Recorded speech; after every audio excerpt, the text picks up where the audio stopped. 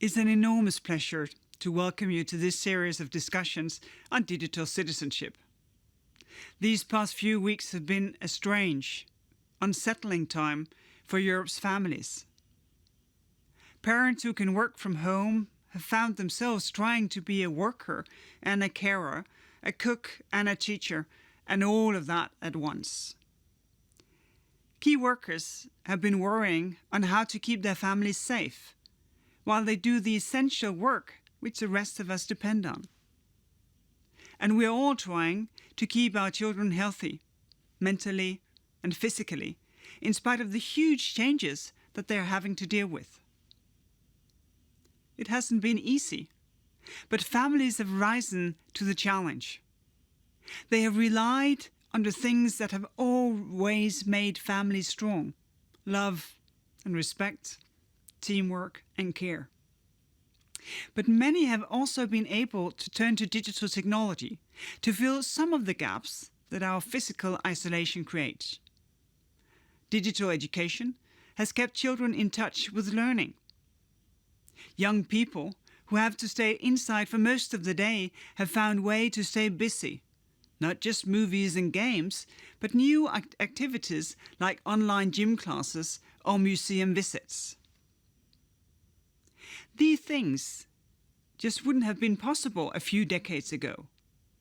They show how digital technology really can make our lives better, and how important it is that we work to expand access to it, so that all Europeans can share in these opportunities. But the opportunities that digital technology offers don't mean that we can afford to ignore the risks. Quite the opposite, in fact. They make it even more essential that we can trust that this digital technology is safe. To keep our children safe online, we all need to work together. Not just the EU and national governments, but parents and children, teachers and businesses. That's what our strategy for a better internet for children is about. And as you'll hear in Wednesday's session, we're committed to making sure that the strategy is up to date for the modern world. But building trust is also about having the right rules to control the way that powerful new technologies are used. Digital platforms, for example, can do us a great service by bringing the outside world into our homes. Social media platforms, they help to stay in touch with others. Online marketplaces help us to buy the things our families need. But the outside world isn't always a nice place. And we don't want to see those platforms exposing our children to harmful content or putting dangerous products in their hands.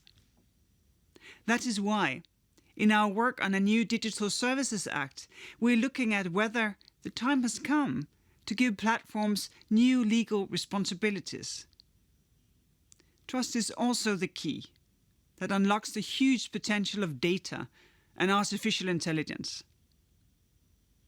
Europe's supercomputing, they are churning through huge drug databases, looking for possible COVID-19 treatments.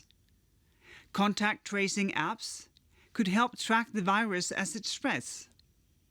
And the European data space for healthcare, which we proposed in our data strategy earlier this year, can bring together the data we need to find treatment for this and other diseases. This is just one of the many different areas where data and AI can make our lives better. But to grasp those opportunities, we need to be able to trust that our data is safe. And we need to know that artificial intelligence will take fair and unbiased decisions.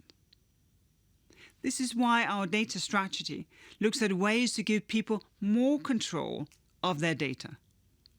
And that is why, in our white paper on artificial intelligence, we set out our plan to create an AI ecosystem of trust, perhaps with new rules to make sure high-risk AI works safely. And it's why we are coordinating work across Europe to make sure that contact tracing apps respect our rights to privacy. a lot have changed in our world in the past few weeks and months. But it hasn't made trust less important. On the contrary, we are all seeing that the thing we need most to help us stick together in these difficult times. To build trust in digital technology, we need to work together, sharing ideas and listening to each other's experience. Because it's the task for the whole of our society to imagine the kind of digital world we want our children to live in. So I want to thank COFES Families Europe for making these webinars happen, so that we can carry on those interactions even when we can't meet in person. And I want to wish you all a very fruitful set of discussions and a better digital future for everyone. Thank you.